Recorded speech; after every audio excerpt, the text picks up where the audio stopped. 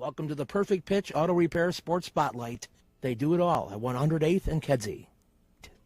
Flowers for every imaginable occasion at Lansing Floral Shop. Call them at 708-474-1212. They deliver. Welcome back to another exciting edition of the Pointless Exercise Podcast. Here to talk about the very exciting Chicago Cubs. Oleg and Praz. Hello, hello. As we're speaking, the Cubs have not lost 10 in a row yet. Yeah. Because the game's not over. But otherwise, it soon will be. Hey, where were you when the Cubs had 3 10-game streaks of any kind before June? Before June 1st. I don't like it when you imply that I am actually an Ian Happ fan. Why did I do that? Wait. You did it with Dave when you called me out for constantly making you apologize. Oh, no, I didn't. He happens to hit a couple of home runs right before we. How many times on this podcast have you told me I have to apologize to Ian Happ? Because he happens to hit like 3 home runs like the 2 days before we record, and it happens a lot. It's happened more than once. Oh, yeah, it happens all the time because he's doesn't happen all the time. That's right. Right. I also don't ask you to apologize to Ian Happ all the time. It's only after he hits a couple home runs. I'm not apologizing for you asking me to apologize because I explained it on the podcast what you did. I didn't say, Oleg gets his Ian Happ pom-poms out and dances around and demands I apologize. Look, the connotation was out there. The implication was out there. Well, you can connote whatever you want, but I know what I meant. You know, I like it. I'll be the arbiter here. You're all forgiven. Okay, there we go. Not Ian Happ, though. Well, and we know because they're down 8-1 in the 7th that he's got a homer in the chamber. Yeah, tonight. He's got one. Right. He's got one in him. Yeah, right. That's when he's at his best. So what's wrong with them? Are they? I think I know. I don't think I know. Like, I think I have a suspicion that what's happening, and I just don't have the tools to be able to do it with any kind of with data behind it. They're just hitting too many ground balls. Is that what it's because they like even today they're hitting the shit out of the ball. They're not like I know the bases loaded situation notwithstanding, but they're hitting the ball really hard. Just happens to be on the ground right at people. They're doing a great job of getting rid of all the worms at PNC Park, especially that last inning with not just the PNC. They did a great job of it at Wrigley last year too. You're saying they've all turned into Fernando Tatis Jr. Oh my God, that is so frustrating when you've got him on 3 fantasy teams. Who is another one? He's like, what is he like? He's top 10 in exit velocity. And he doesn't have a home run because everything has a 2% launch angle on it. Yeah, it's ridiculous. And here's the real question. And I'm not generally a guy who's like fire everyone, right? Like whatever. That doesn't do anything. But at one point, do you like look at the hitting infrastructure and go, what the fuck's going on? Theo would have fired him by now. Theo fired hitting coaches every 10 minutes. Yeah. Right. I think there's only one thing to do, and it's you got to bring Rossi back. I will quit this podcast if that happens. This is serious. And the other podcast I do too. Damn it.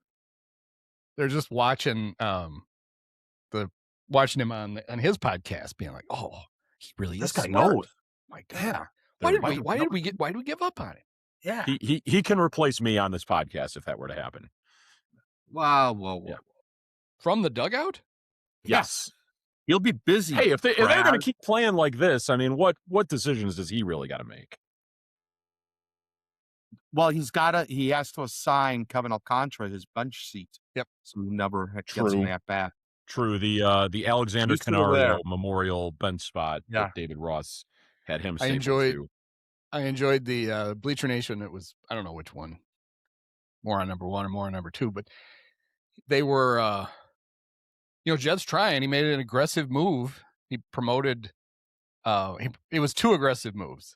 They promoted Kevin Alcantara and they DFA'd clubhouse favorite Nicky Lopez to bring up Pedro Ramirez, or maybe I think Alcantara actually came up for Shaw. He might have come up for Nicky. But anyway, I was like, how aggressive is it when if you make that move and then you can't get your manager to actually ever play the guy ever? Well, Right. the good news for the Bleacher Nation guys is that Nicky Lopez passed through waivers and he's still in the organization. Good. Thank God. I couldn't possibly lose him. Jed's record it's unchallenged of getting guys through waivers. I don't know how he does it. It's almost like he waives guys that nobody wants. Yeah. Almost like that. Yeah.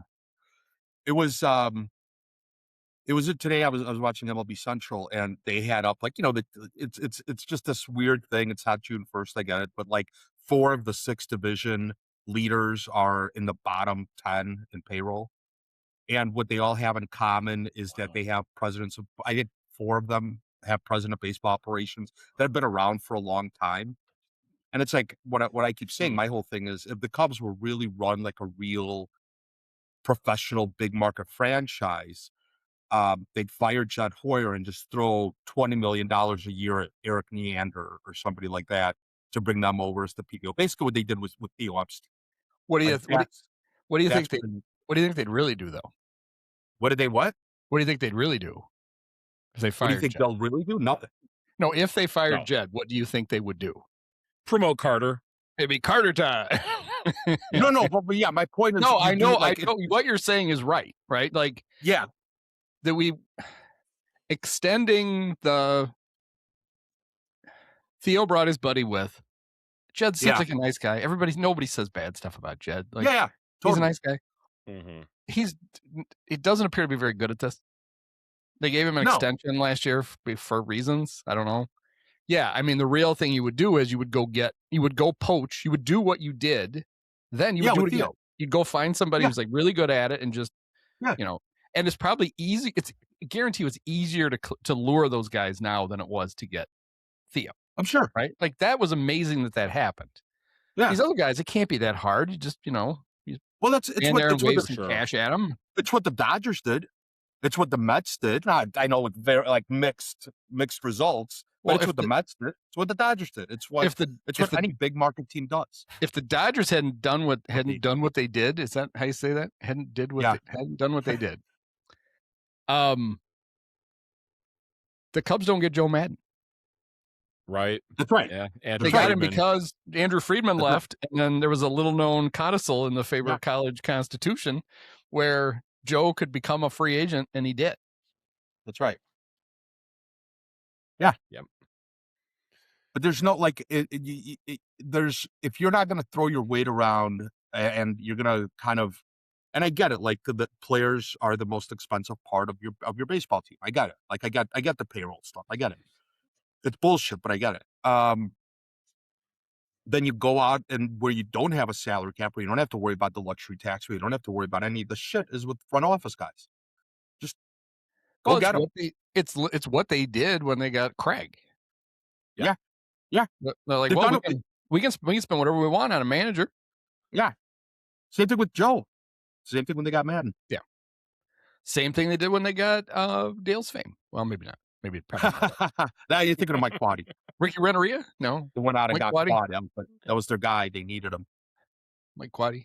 I was proud of myself yesterday. I described Trent Thornton as Mike Quaddy on his way home from the ophthalmologist.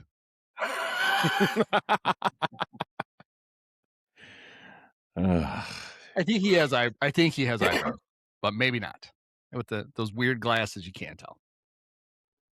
You know what I thought of, Andy? The other thing, not to change topics that quickly, but it kind of matters. It's really interesting to me, and this is how this speaks to how overinflated egos are in the pitch lab. So you got the Red Sox, who are now being run by Craig Breslow, who is, of course, the director of pitching, who came up with this whole pitch lab idea. They go out and they trade their best player, and they get back a really good pitching prospect, Kyle Harrison. Yep. So again, the pitch lab guys couldn't do shit with Kyle Harrison. He regressed. All of a sudden, he goes to the Brewers, who clearly know what they're doing with pitching. Yep. And he's a Cy Young candidate. That was the worst possible news when they made that trade, and I heard the Red Sox and Brewers made a trade. I literally thought, oh, I'll bet they got Kyle Harrison. And Yeah. they did. Yeah. Because that's exactly what the Brewers were. I'm sure the Brewers were trying to get him from the Giants. They just didn't have Rafael Devers to trade to get him. Yeah, I mean, Breslow, he fits right. I mean, he's a product of that group think over there. I don't even think he's a product of it. I think he's the leader of it. Like, he's the reason why they have this whole pitch time. He's the reason why they have the egos in the room. He's the reason, and he just used it as a stepping stone to get this job with the Red Sox, and now he's managing them into the ground. Yeah, he's terrible at it. It's really amazing how the Brewers just constantly, in these trades perceived where they're selling, not only have amazing results, but like get immediate amazing results too. The ones that like they should never have that happen when they trade away the guy who finished 3rd and 4th in Rookie of the Year voting in the same offseason. Somehow they're better off for it. Sorry, what they do is they're good at 2 things, and the Cubs are bad at both of these things. They're really good at scouting other teams' minor leagues. Right. Really, really good at it. And they don't overvalue their own players. Yes. Like they looked at Caleb Durbin and who was the dwarf that was playing left field that was a Royal now? I can't think of his name. The other guy they traded. Isaac Collins. And they were like, they're not that good, right? Like they were useful, but we could replace them. We got a whole farm system full of. Yeah. So if somebody wants them, look what we can get for them, and that's what they do. Yeah, when you get Kyle Harrison. Yeah. So, to me, the biggest difference between the Cubs and Brewers are Jed gets way too much credit for. Oh, he could build a bullpen out of from scratch every year. He goes and he gets all these. He gets all these old guys who or guys who've been hurt or whatever. To that. There's something to that. Yeah. The Brewers do it the way you should do it, right? Is they identify young players that they actually, but the Cubs can't do what the Brewers do because the Brewers have prospects that other teams want. So they could trade for Quinn Priester, who also got from the Red Sox, right? A year before. Yep. Yeah. So 2 years in a row, they picked the Red Sox. They picked Breslow's pocket. Yeah. And they can get Kyle Harrison because they have something they can give up to get those guys. Right. Where the Cubs are like, well, let's see. We could sign Hunter Harvey. Yeah. Because and the number one, the years you're going to get, and the other thing, the bullpen it's designed the way they do it to last 1 year. Right. We're going to do it again next year. Yes. Yeah. Where the Brewers are looking for guys that they're going to have for 2 or 3 years, and then they're just going to trade them again. They're going to going to eventually turn Priester and Harrison into the next version of them, and they just keep going and going and going. Yeah. And the Cubs should have the luxury of not having to do that. Like they could go get a Kyle Harrison and they could keep him. Yeah. Yeah. Right. But they don't seem equipped to either they can identify those guys or they can, but they're horribly overrated farm system. Yeah. And I think your manager is telling you what he thinks of your farm system. Yeah. Because you bring 2 guys up and he lets one guy let the 2 middle infielder guys rest for a couple of days, and then he's back on the bench. And the other guy won't even play, even though all 3 outfielders are struggling. He won't play Kevin. Yeah. And I just feel like they can't. They can't even if they could identify those players, they don't have what they need to get those players. Well, the one extra piece to that is also the Brewers seem to be really, really good at not just identifying those players, but developing them. Yeah, like fixing them. This is what we talked about this a couple months ago. It's not just about the analytics, and the Brewers are really, really good at analytics. They understand the guys who hit the ball hard. They understand pitching. They understand tunneling. They understand, all of these kind of pitching sequences. They understand all the stuff. But beyond that, they have scouts who go out and say, Kyle Harrison needs to do this, and then he'll be better. Whereas the Cubs try it with somebody like Edward Cabrera and get the exact same results that Cabrera keeps getting anyway. So it's like it's not even that the Brewers are good at identifying players. They're good at then developing those players. I mean, they just graduated Jackson Churio, who's incredible. And now they've again 2 years later, 3 years later, whatever it's been, already have the number 1 prospect in baseball. Again, this other kid who they signed as international free agent and developed him just like they did with Churio. And Jesus made? Yeah. Jesus made. Not Jesus Made. Jesus made. And it's not just him. They got another guy. They have this dude named Luis Pena who looks like he's coming up. Like they have all these guys who just keep coming. And Cooper Pratt, they signed to that contract and he'll be up. And I don't know if he'll be any good or not, but whatever. Yeah. Like they also understand this idea of like, I don't. They're just really, really good at what they do, and it's frustrating as fuck to be in the same division as they are. But they're just that's what the Cubs ought to be doing, right? Way Because easier. they have the resources to do it better, and they're incapable of it. Right. They don't know how to do it. Yeah, like that's the guy they need. They need to hire the director. Like they throw money. So, like you can Matt, go out and you can or throw Matt Arnold. $20 million at these guys.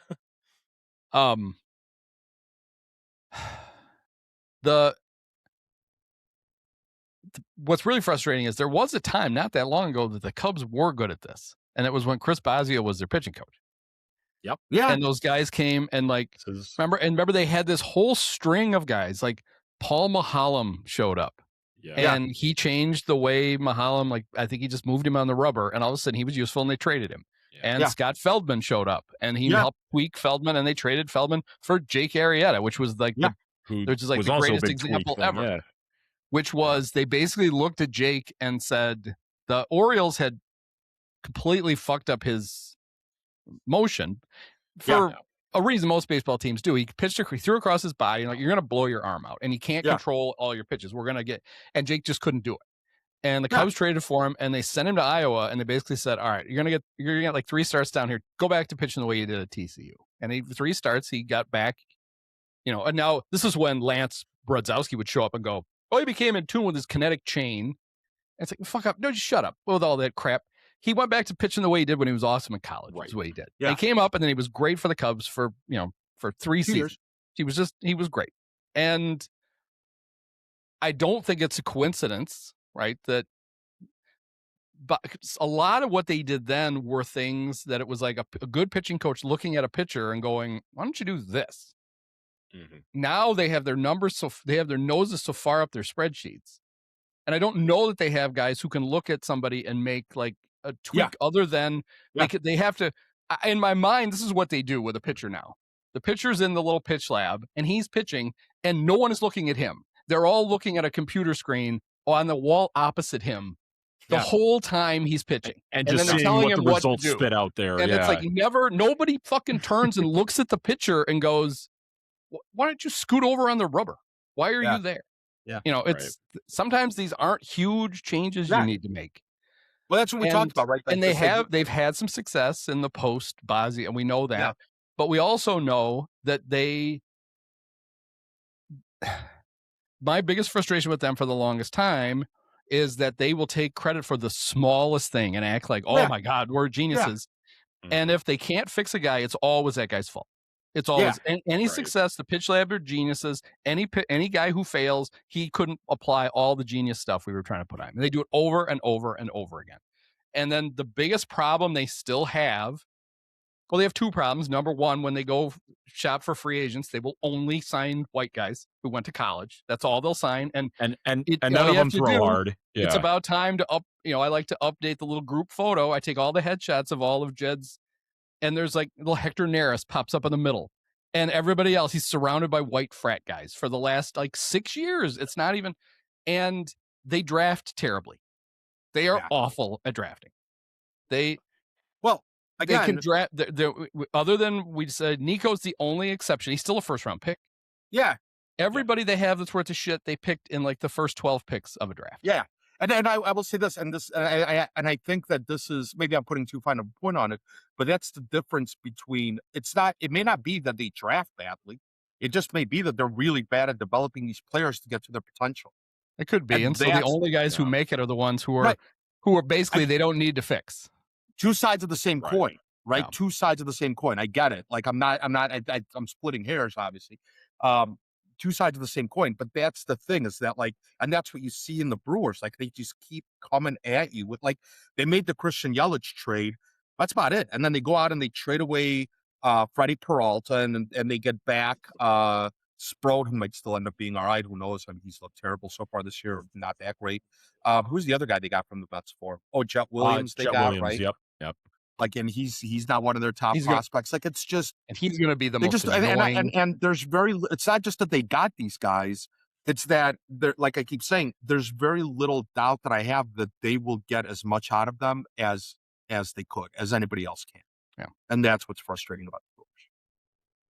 And then they have and the Rays. It's not just them. The Rays do the same thing, right? Yeah. It's not just the Brewers. Cleveland does the same thing to an extent. Yeah, not just them. Well, and the Dodgers do it.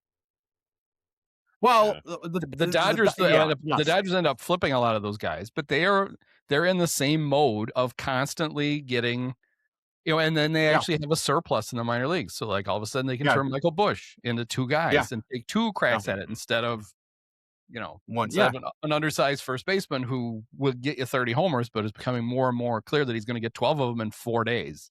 Yeah, whatever. And then we're going to stagger through the rest of the season. That the biggest problem on the current roster is that they assembled a team of streaky offensive players, and then they all went bad at the same time. And now you're dealing with. Sounds familiar from the last few years. Like here's the silver lining, the way that I see it, and I know that I'm just trying to kind of pull optimism where I can here. But the silver lining is if they are really truly that streaky of a team, it really means that there should be another hot streak coming. Right. Well, or whatever it is. You just hope it's not too late. But they should be good enough that you shouldn't have 10-game losing streaks. A bad stretch should be like 3-7 or 4-6. Yeah. Well, what they did, you shouldn't completely bottom out for 2 weeks like they're in the middle of right now. The worst stretch they should have had was the Texas series loss, Atlanta series loss, White Sox series loss. Yeah. And that's a good example of a good team that goes cold. You end up getting beat 2 out of 3 in 3 series in a row, and it's like Jesus. This might be where started the spiral for them. Yeah. And this might be where Judd is bad, right? He built a team that should have a high floor, right? Like they got a bunch of guys who can play defense. That's not going to slump, right? Although you have a bad play here or there, like even Pete, made a bad play last week. But so you've built a team that should have a high enough floor that you never go into these losing streaks. Now it makes it even more frustrating because you don't have the ceiling. Like I know two 10-game winning streaks is not nothing. Like that's a good team, right? Good teams, bad teams don't have 2 10-game winning streaks. So I get it. Like there should be a floor to this, and they don't have 2 of them, Praz. They just don't. Good teams. I'm just thinking back to last year with the Twins because they did have a 13-game winning streak and then wound up being awful. Okay. I know it's not exactly the same, but 2. That's my point, Praz. I'm saying 2, right? Bad teams don't have 2 of these in a year. And so we saw the list of the teams that had 2 10-game winning streaks before, and it was all really good teams. Yeah. Like the Cubs could be that one outlier. So in 2001, they had a 12-game winning streak, which had been immediately preceded by an 8-game losing streak. They had a 12-8 run where they lost 8 in a row and then they won 12 in a row. Yeah. That was not a good team. That was a team with Sammy carrying them around all by himself. Yeah. But they didn't have a second 10-game winning streak. Oh, I think they actually did have they actually might have had a second kind of long winning streak. It was probably after they got eliminated that year. Yeah, they weren't there. But anyway, my point being is that 2 10-game winning streaks is kind of a big deal. Like that's a good team. And so the floor ought to be high enough. To your point, Andy, the floor ought to be high enough that you don't have a 10-game losing streak. And that's kind of the team that they built, right? They built this team where the pitching isn't reliant on strikeouts. So it's not like this touch and go. It shouldn't be this touch and go, except they have a bunch of injuries, but who doesn't? Like it's this weird sort of thing. And again, maybe this is just Pollyanna talk for me, but if they really are streaky, then they'll go back on a streak and they'll be all right. But it's frustrating, and this team should be bad enough to have a 10-game losing streak. They just shouldn't. No, they shouldn't. Especially against the teams who they've done it against. Yep. What they really lack, and they've lacked all along, is they had it for what they had for half of a season during this run. They had a guy. They had Kyle Tucker's first half last year was every bit as good as we thought he was supposed to be. That went away. They don't have it on this team. They replaced him they replaced that production supposedly with Alex Bregman, who has been, he hadn't been terrible, but he hasn't been very good. And, he's a nice player. He kind of fits in. They're back to the team full of nice players. Well, that's they're going to find a way to get you like 86 wins, and you might go up and down. But when you get to the and do nothing in the playoffs because you don't have you don't have some guy to go nuts. Well, I will say this: Alex Bregman should be that guy. What they did was they traded a bunch of ceiling. Like Kyle Tucker at his best is one of the 5 best players in baseball. Yeah. Alex Bregman at his best is in the top, I don't know, 5%, 10% of baseball players. Well, right? Like he's really, but really I have a real don't know about that at I his have a age real- right now. I also have a real question about what Alex Bregman's best really was. If you look at his career, okay. Well, he this has is a my lot point. of 4-win seasons, which is really good. Also, Ian Happ has a bunch of 4-win seasons, and he Yeah. has 2 years where he went nuts, and it was the trash can years. Yeah. Right. Most of Yeah. his career WAR. So just a second, he has in Houston, he had 39.5 WAR. He was there Okay. for 9 seasons. He Yeah. had almost 18 of those, half, a little less Yeah, than 2 half, years. came in 2 seasons when he Yeah. was really good because he knew when the fastballs were coming. Well, Like it didn't take him from a bad player to a great player. It took him from a good player to a great player, and then without it, he's been a good player. But now he's so a this is my- 32-year-old good player, not a 27-year-old good player. I get it. So this And is he's my going to point, be right? a Is what they did. 37-year-old good player on this team too. Well, okay, and this is that's the and this is problem. my point. Is what they did was they traded that ceiling and paying for that ceiling of Kyle Tucker, right? And they cheaped out, and what they did was they paid for a higher floor with Alex Bregman. Because what you should get from Alex Bregman is between 4 and 5 WAR seasons for the money, and then it's worth the contract, and that's what you're paying for. And then if one of those years is a 6 or 7 WAR, great. But you should get 4 to 5 WAR seasons out of the guy, and that's not nothing. That's pretty good. That's a pretty good ball player. It's better than a pretty good ball player. I'm not saying that. What I'm saying is they already had a team full of solid to slightly above average players, and they added another one, which is not a bad thing, but it didn't address the thing that they have lacked this whole time. Yeah, it just didn't do it. And if in their mind Pete was going to become that, I mean, he's been it. I mean, he's Pete. I mean, but it should be a bonus. You really thought you would see him take a step, right? Like kind of build off the first half of last year, have an off season, figure it out. And he's just him. He's striking out a little less. He's walking a little more, but he's not having much of an impact other than when he's playing defense. Yeah. Right. He's walking a lot more. He's not always positive either. But he's got like a 275 on base. So I know. No, I get what you're saying. I know what you're saying. He's basically taken hits and turned them into a few walks. That's not going to work. Yeah, well, it's the pandemic that seems to be striking the team of too many ground balls, and he's right in line with it. Well, he's like the one guy that ought to be able to get away with it. Well, maybe, but it's not as ideal. Sure.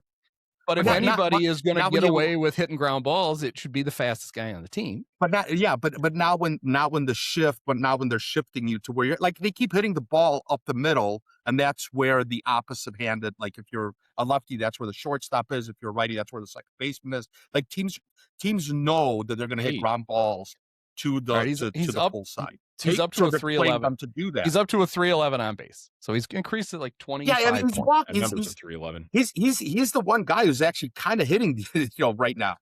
I mean, it's not a lot. He's not hitting home runs, he's not slugging, but he's gotten hits over the last couple during this losing streak. Like he hasn't been off. Like, I get it. I thought it was great that the Cubs' solution to the struggles was we'll just play Michael Conforto more because he's our one guy who's hitting. And he's hitting 197 since the losing. I was going to say, did he have a hit during the entire stretch that happened? Say we're sitting for, and I know that because I happened to have picked him up in our NL only. Well, he hit the homer against the White Sox, and then right after that is when I picked him up. Sure, but I'm just saying there was the whole couple game of reset where Happ sat. When he filled in series. Yeah. Right. Yeah. Well, that was the Sunday, Andy. That was that Sox game was the Sunday, and I picked him the Monday, and he hasn't done anything since then. Yeah. But at least he's playing, so he's giving you outs. Yeah, he's giving me outs. Should have picked up Alcantara. He wouldn't hurt you because he doesn't make any outs.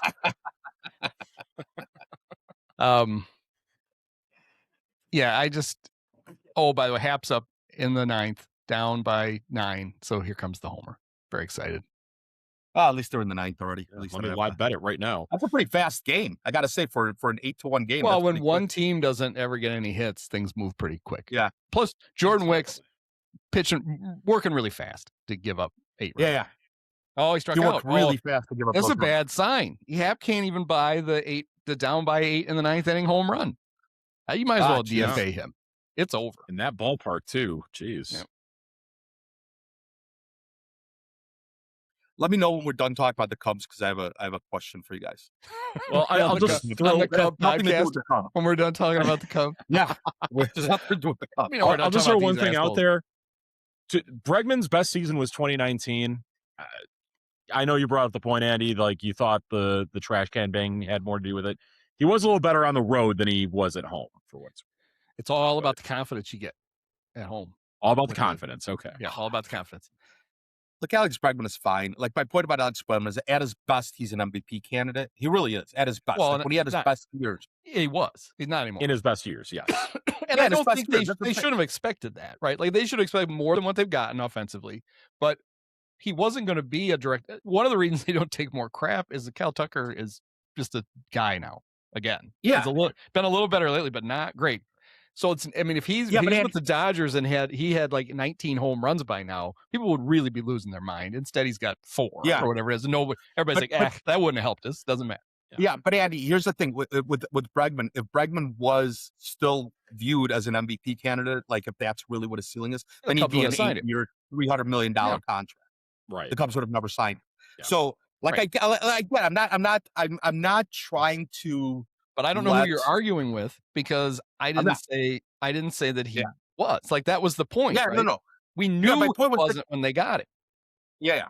What they did was, like I said, they traded like this. And my point about this whole team is that they ought to be a high floor team. They to your point, exactly to your point, they should not. They should be good enough to not have a 10-game losing streak. Yeah, I think. And that's we just got really excited. We got really excited about Bregman because the Bears had beaten the Packers that night. Good point. It just added to the glow. Oh, we just got really excited about Bregman because the Bears beat the Packers that night. Oh yeah, right. That's a good. Yeah. Oh my God, everything's happening. Woo!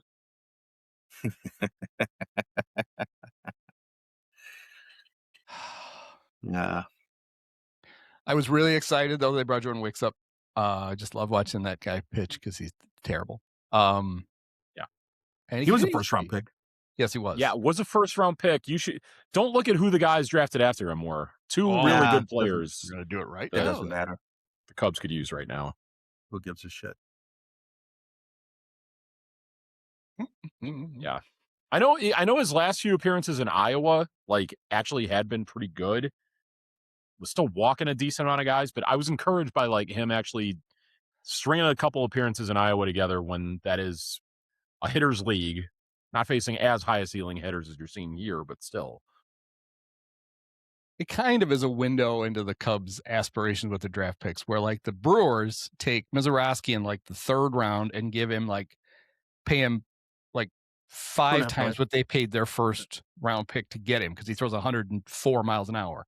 But the Cubs use a 1st round pick on a changeup specialist from Kansas State. He's got a great changeup. Fuck that. Nobody cares about your changeup. You teach guys. Were they taking the same year? No. Wait, were they taking the same year? I'm just saying, no, they weren't taking the same year. No, Wicks has been, he's had a long time to fail, and he has. Yeah. 21. This is 5 years. Only 1 year of separation. Mazeroski was 22.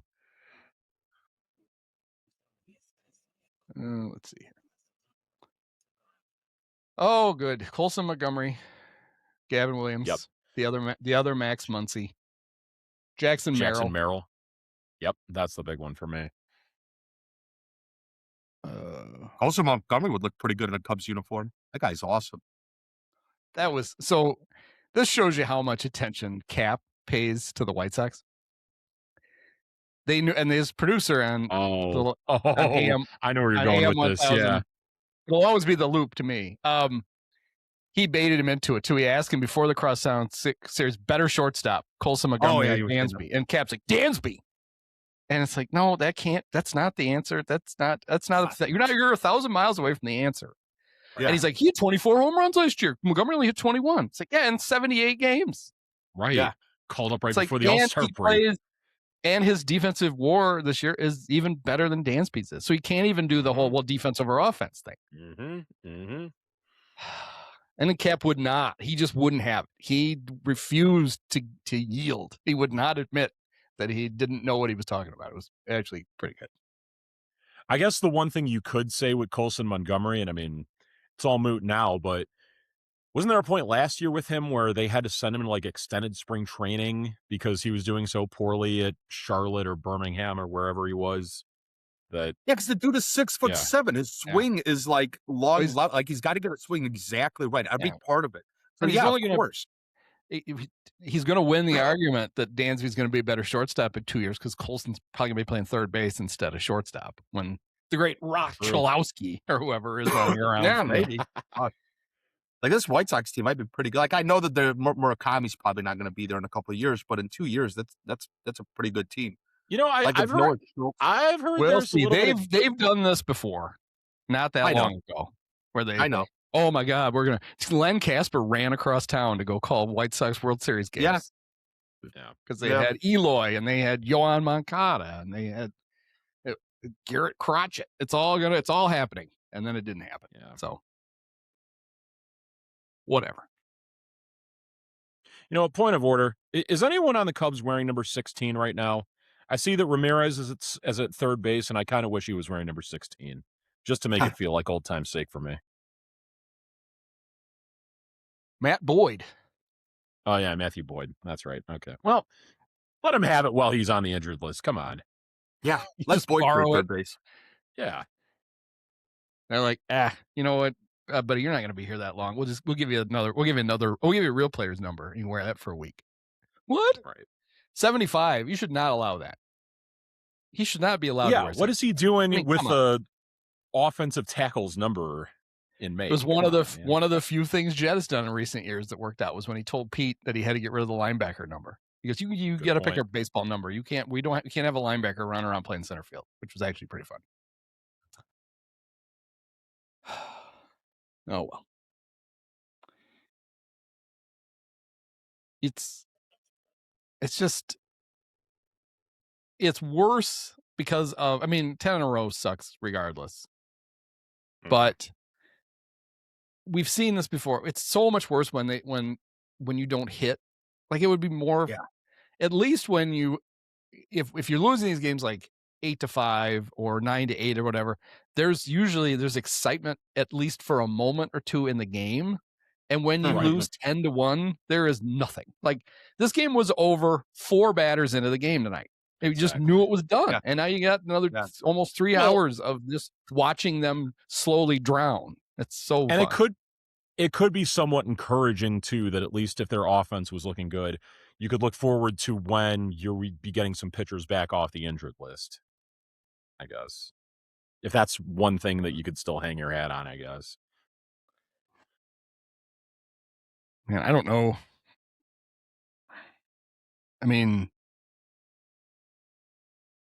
they have, they were talking about they're super aggressive. They're trying to make trades. They got to get pitching, but they're going to have so many pitching needs. Right. Yeah, I don't know. Like, Boyd comes back relatively quick, right? You still, I don't know how much hope you hold out for Steele, but you hope Boyd comes back pretty quick here. Cabrera, like a blister's a blister, right? And it sucks. Yeah. But they also have they've got some of their bullpen. Like, there's nothing. I don't know if there's anything wrong with Phil Matan other than he's Phil Matan. Yeah, that's a good point. So even without a bunch of injuries, it was inevitable, right? Every team does. Every contender. Yeah. You gotta we got 2 holes in the bullpen. We got to patch, and we probably need another starter for depth. Everybody kind of starts with that. Well, you take that, and then you add, we're probably going to need a number 1 starter at the deadline, which don't get traded anymore.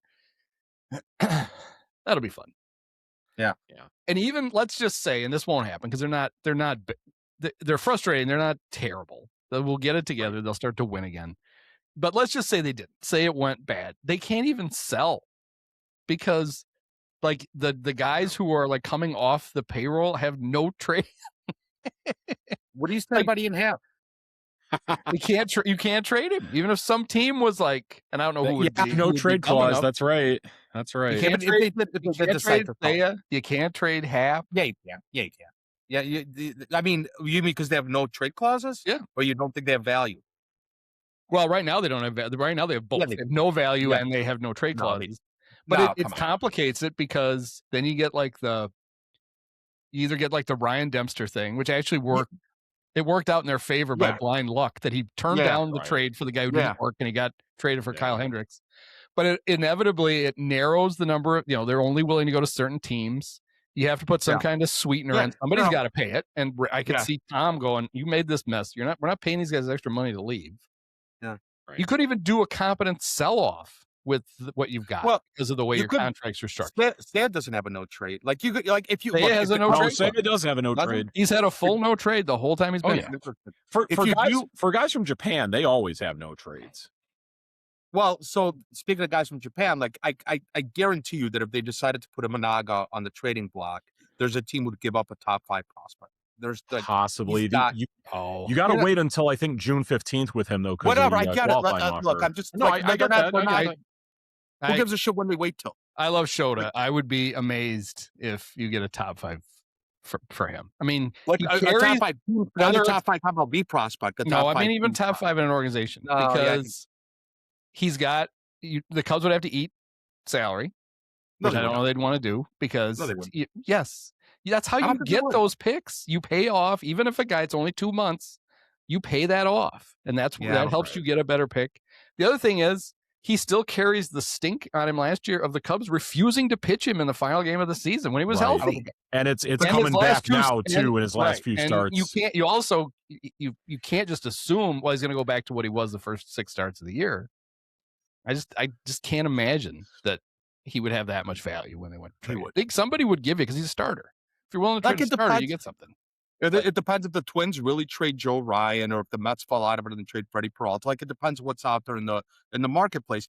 But look at last year. If Mackenzie Gore couldn't get like if the asking price for Mackenzie Gore was so prohibitive, then Mackenzie Gore like Shota would get you. How'd that work? Nobody traded anybody last year. Everybody put price tags on their pitchers and nobody got traded. That's what I mean. Like if they really wanted to do a sell-off, they'd be able to get. Doesn't that tell you teams were not willing to trade top prospects to get a pitcher, to rent a pitcher, and all of a sudden you think they're going to do it for Shota? It's not a top prospect. We're talking about like it'd be the equivalent of like not even getting Pedro Ramirez. Like it would depend on whose system you're in. If you're going to go top 5, of course it would. Of course it would. It could be in theory. But that's the other thing. So then what are you accomplishing then? Especially given the track record of these guys. Not bad. I agree. Who are they going to identify? They're going to identify. I think it's crazy to even. It's crazy to even. Yeah. If you've got somebody who went to Vanderbilt, then you can probably dupe Jed and Carter into giving you. Yeah. They'll end up trading for Diego Pavia. They'll trade. I love how you have now equated Carter Hawkins with guys that went to Vanderbilt to like Jim Hendry with guys that went to his high school. Creighton. Well, wasn't his high school? It was Creighton, right? No, it was the high school he went to college at Dunedin, Florida. No, I know, but I mean, wasn't he big on taking guys from Creighton for a while, or maybe it was just pitching coaches? I don't know what it was. Well, he was friends with Paul Maneri at Notre Dame, so he took Notre Dame guys. That's how they got Pierce Johnson and Jeff Smarja. I'm sure there were early, especially not long after when he was farm director, they probably leaned into, but he had the back-to-back picks from the old high school, Ryan Harvey and where the other guy was. And it's like, really? Do you have a scout? You just pick guys I know that guy. I know his parents. Let's pick him. Right. What are you doing? He's got a baseball face. That's what Gary Hughes was there for. Wear Hawaiian shirts and look for the baseball face. And ironically, if you like, they're old now, and Gary might be dead. I don't know. I would take those two over Carter and Jed. I'd let them run my front. I'd hand Jim Hendry over Jed Hoyer today if somebody let me. I would. Yeah. Jed's terrible. Like I can't. It blows my mind. Like he's just terrible. You know, it was a bad sign. They talked about how he was like the guy who always tried to talk Theo out of things. Mm-hmm. Like that was his job. Yep. Theo would get super aggressive. Jed would lay out the case why it was a bad idea. And either he's always had that mindset or he developed that mindset. And that's how he generally manages now. What a terrible way to run a team. Yeah. That's how you end up with the roster he's got, which is a bunch of, hey, this guy's pretty good, but it doesn't all fit and do anything. It does make me wonder, like, what opposing voices exist within the Cubs front office, if there is any, because Jed was supposed to be that to Theo. Yeah, and Carter is supposed to have brought over the secret Cleveland pitching stuff. That was his. That's what he's still waiting on that. Still waiting on that. To your point, Andy, I think you made this point before. It's if you don't overpay for a free agent, then you're not trying, right? If you don't, that's the old Andy McCullough quoting Andrew Friedman. Yeah. Which is if you're rational about every free agent and finish third on every free agent. Yeah. Yeah. You have to everybody knows when you're going to sign a great player, this might blow up in your face. It might be of course. bad. And that's why it's, so the Cubs have done it, but they're doing it with guys and it's fine, but shoot a little younger. And I know it's hard when young free agents have hit the market. That's immediate. The Cubs are like, nope, too expensive. We can't get in on that. So they'll give ones that are more comfortable to Alex Bregman when he's 32 or Dansby when he's 28 or 29. And that they'll do because the price comes down because other teams are like, I don't want this guy when he's 34 playing shortstop for me. But the Cubs are like, we can afford him now. It's like, no, get in there and try to sign Juan Soto when he's 26 or Bryce Harper. I mean, and that was Ricketts. That wasn't. Theo's plan all along was Jason Hayward comes off the payroll, Bryce Harper comes on it, and it all blew up. Hayward wouldn't come off, and then the Cubs wouldn't give him the money to sign Bryce, who literally stood out there for months waiting. And then finally narrowed it down to the Giants and Phillies and picked the Phillies. He literally waited for the Cubs to come to their senses and sign him, and they wouldn't do it. That's kind of thing. It's not. I don't think it's teams didn't want Dansby to play shortstop for them when he's 34. He's fine. He's a fine shortstop, whatever. But it's just like it's teams going, well, I could if I have Trey Turner playing shortstop for me when he's 34, that's going to be better off, and that's going to be worth the $300 million compared to Dansby's 177 or whatever he got. Have you seen Trey Turner lately, though? Not to say that Dansby's all that much better, but still pretty significant slide for Trey Turner. Yeah, I mean, Dansby's got a long way to go. So with the Cubs, if you figure, hey, Kevin Alcantara's up. They're only down, what are they down, 12-1? Yeah, he came in for defense, I think, last inning. He's in center. Yeah. Well, whatever he does here, he'll make an out because, and then another week on the bench. Yep. So Dansby, Gold Glove caliber shortstop still. And he's been a league average bat with the Cubs, that has a lot, that has value. Like he was 104, 98, and 105. Yep. Well, it's 84 now. You're talking about Dansby? Dansby. It's 84 now, and it's taking a hard. It's going the wrong way hard. But no, I'm saying if you're the Cubs and you've got you have a payroll that it's certainly enough, but it's not. It should be more. Yeah. And you have a general manager who won't just say, you know what, instead of signing these three guys for this amount of money, we're going to go after this guy. We're going to throw it all there, and we're going to supplement with our brilliance of drafting and developing.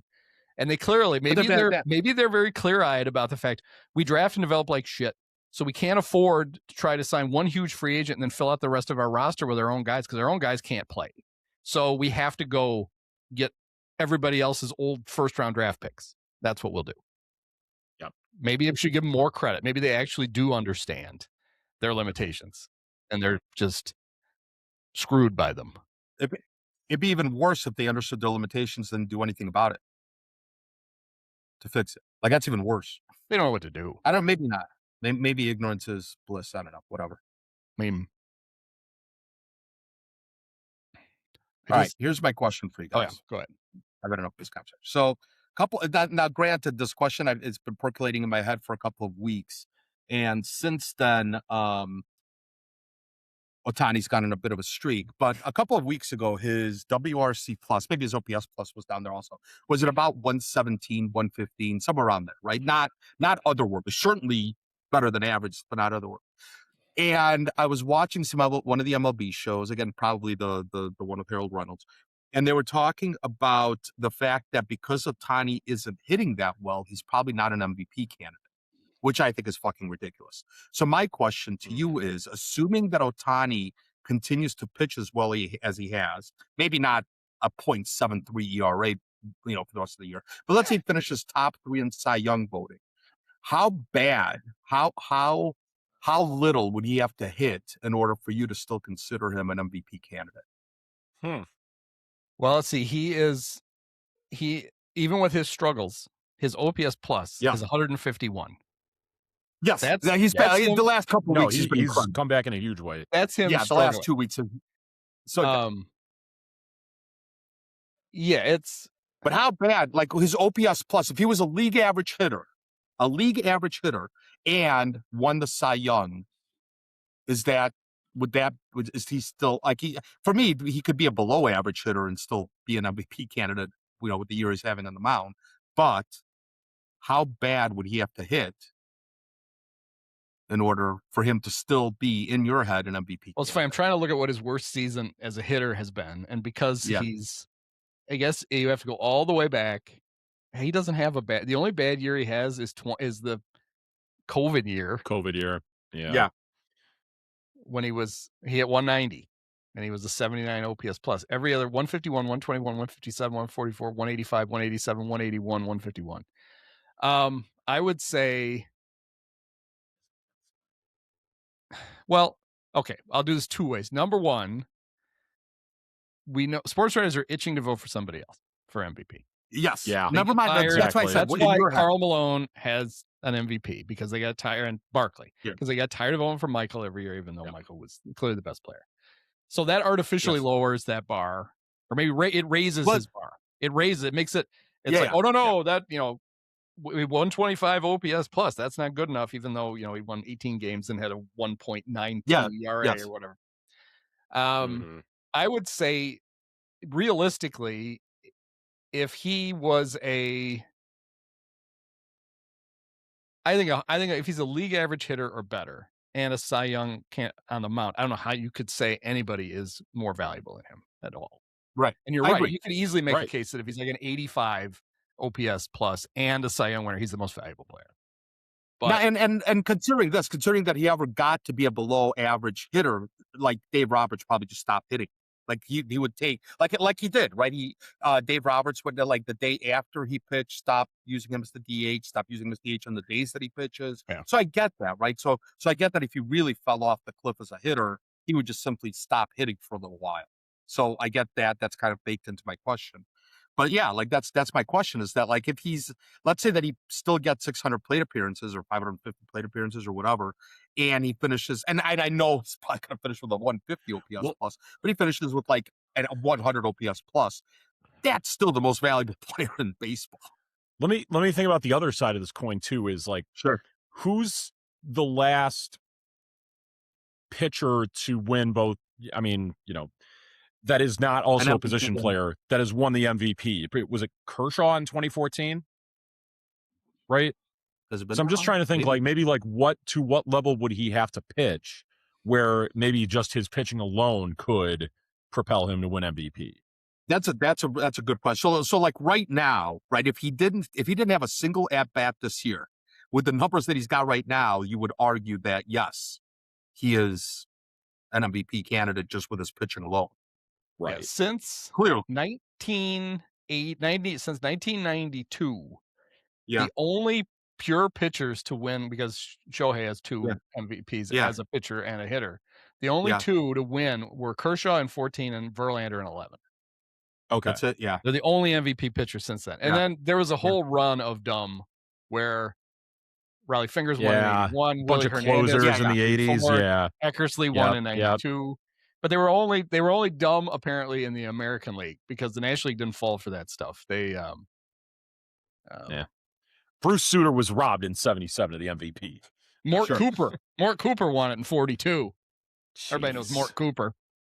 That was the war. All you had to do is so that's the question. Like how bad would his pitching have to be in order for him to still win an MVP with like a 120 OPS plus, right? If he finishes with a 2.5 ERA, or a 3. Let's say he finishes with 3 ERA and he with could probably do it with like a 1.25 3.5 ERA. Well, here's with a 125 OPS plus. Okay, is that still an MVP? You were saying that if he really started to struggle at the plate, that Roberts would cut way back on the amount that he hit, right? Probably. Right. So probably. let's say Shohei got 486 plate appearances, and he hit 199 with a 305 on base and a 333 slug, just an 80 OPS plus. Was there any way that if he was headed for those numbers, that Dave Roberts would get him that many plate appearances? Is this what Ian Happ is sitting this year? That's what Michael Conforto hit last year for the Dodgers. Oh, wow. 199, 305, 333. I had a feeling played you were reading 138 games. Okay. Hey, if you can keep that guy in your lineup for that long, I mean, yeah, Ohtani, I guess you're right. Yeah. Like if you, that's fewer than 500 plate appearances, right? So that's not. So again, that would be where Shohei would be trending if he ever got to an 80 OPS plus. To Roberts' credit, Conforto was on none of their 4-round playoff rosters. Yeah, of course. Yeah. Of course it was. So he got to a Friedman moment. Probably had a hand in that. It was when they brought Kike back. Good point. They gave Kike, and Kike's back now. Kike just returned to the Dodgers. Oh, wow. So about 3 months earlier than I thought. I figured they would just put him in cold storage until August and then get him enough at bats. Here, let me. I want to go to Kershaw's Baseball Reference right now and just go to the year that when he won the MVP. Just compare him to the rest of the field. Can you get rid of that man? Because there you go. I think it went away. Anyway, so yeah, I mean we got. I don't know. That's just the MVP voting. Where's Cy Young here? Like so 177 ERA. Next best would be 225, at least in terms of voting goes. Sure. So yeah, he'd have to be about like a half a run lower than whoever the next best guy is to get considered for MVP just on his pitching alone, I'd say. And then if he could just be like a 90 OPS plus or WRC plus with that, he's winning MVP easily. He should win it. So in your mind, a 90, like he'd have to be a 90, a 10% below average hitter in order to still. And if he keeps up the numbers that he's got, and again, like these are like he's got, and I know Paul Skeens is amazing. This, he's kind of fallen off a little bit, but he's still really, really good. Mizorowski's obviously like having another worldly year so far. So I guess like they'll be Skeens' ERA is 3, so he's clearly cooked. It's over. Well, he might be cooked. Yeah. Listen, that's going to lower down significantly after Thursday. Let's consider that. Yeah, right. Because I'm sure that we'll see Conforto in the lineup on Thursday against Skeens. So, right. Well, now it's got me wondering too, like who has like some of the lowest like OPS pluses among like MVP winners. Like maybe Jimmy Rollins in like the year he had like the 20 doubles, triples, and home runs and stolen bases. Because like that was like the whole strength of his MVP case was just the unique stats. I don't know if you can search for it that way.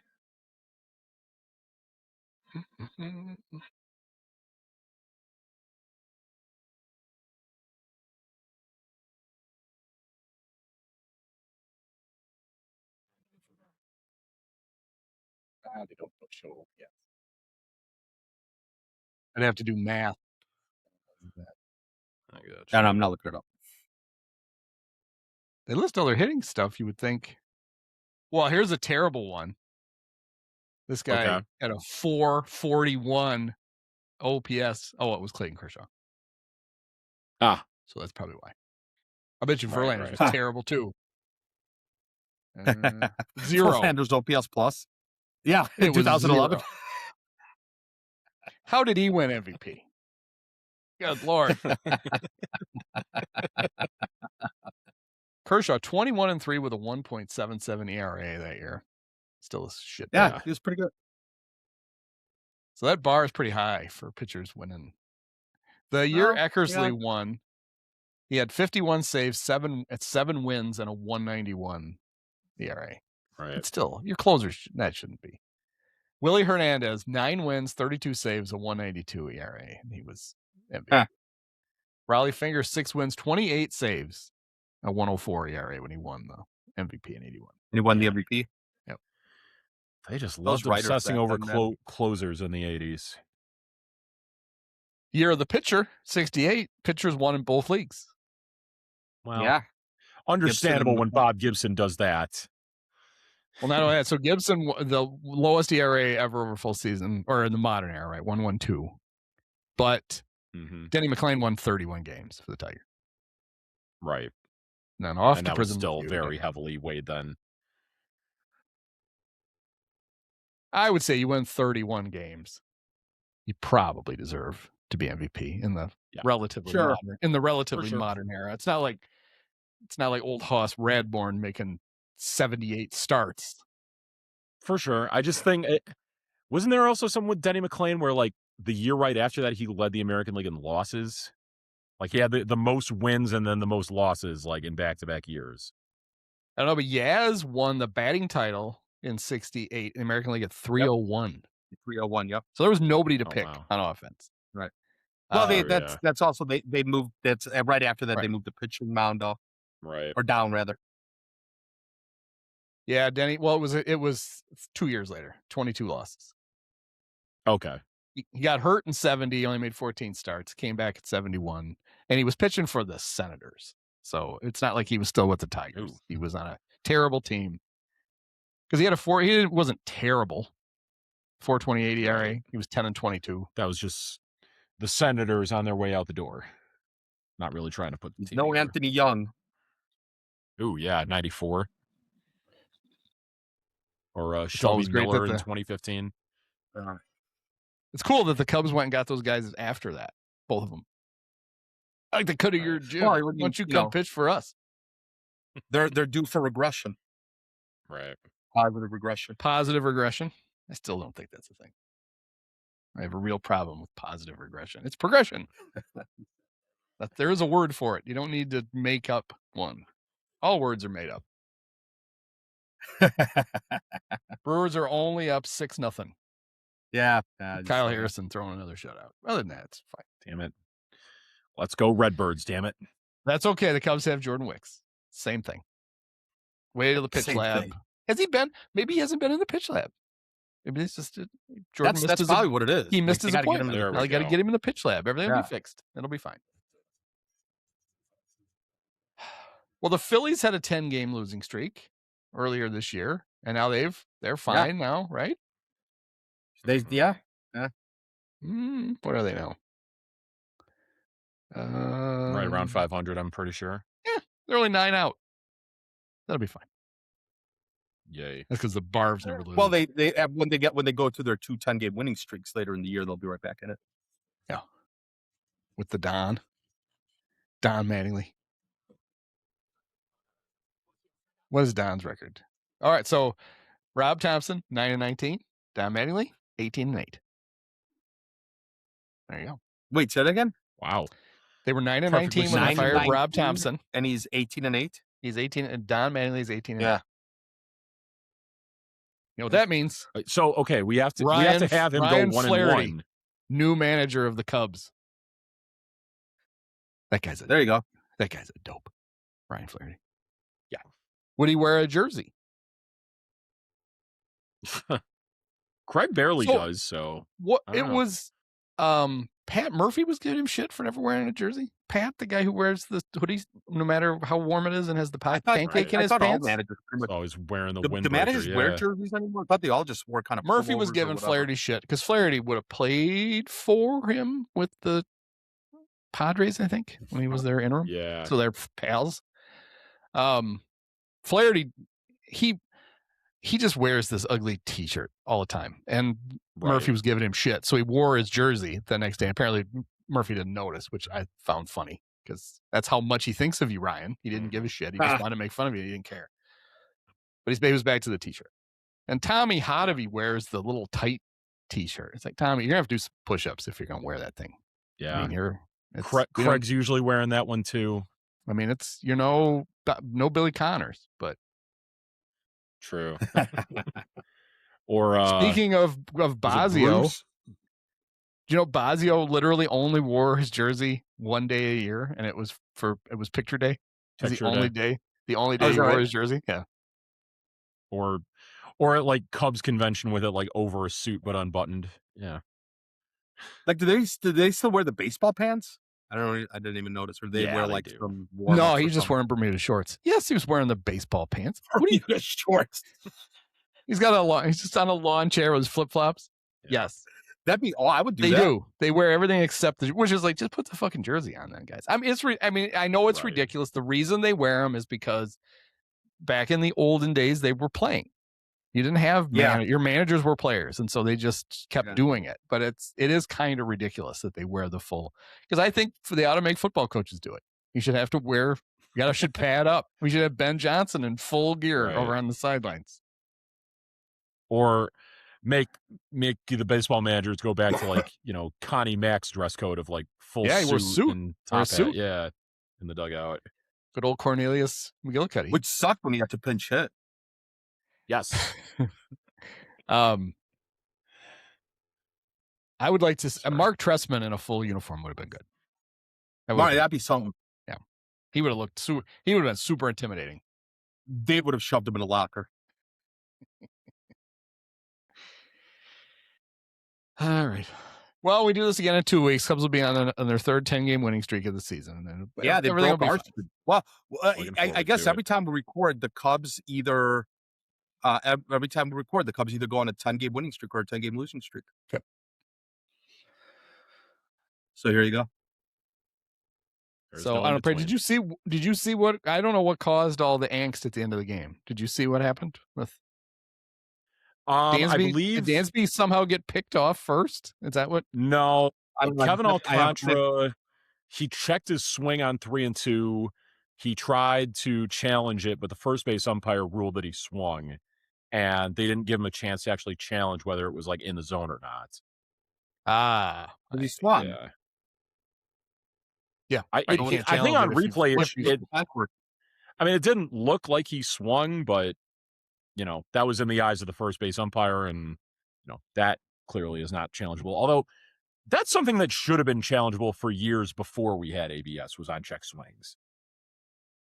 The whole check swing thing is like, I think 90% of the time when they say the guy didn't swing, he actually swung. Right. Like check swings are like 95% of the time they swung. Maybe even more than that. I think by the spirit of the rule, all check swings should count as swings. Yeah. But that's the problem, right? As Jim DeShays always points out, there's no rule. There's no definition of what a check swing is. Right. And so, but apparently now there is one, because in the minors it's if the bat crosses the opposite foul line, so extend it out if your bat breaks that line. And so they have, one of the leagues has lasers shooting down each line. And so there's apparently like the ump gets a buzz if the guy if he failed to check a swing.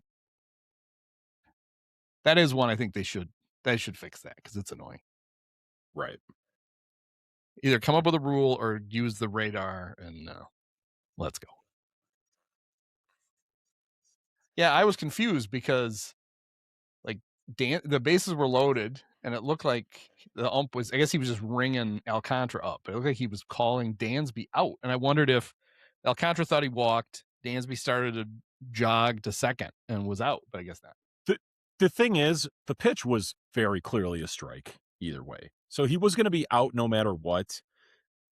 It was a check swing for Alcantara that I think, he didn't think that he swung at. He wasn't trying to appeal it down to first. He was trying to do an ABS challenge to see if it actually was a strike, but it clearly was one. So it would have been moot anyways.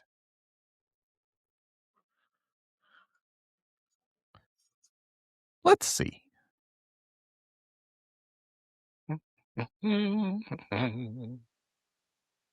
Davis framed that ball so well that he... That's not a swing. He barely broke his wrist. Look at his pitcher. Kevin's going to challenge here. He did.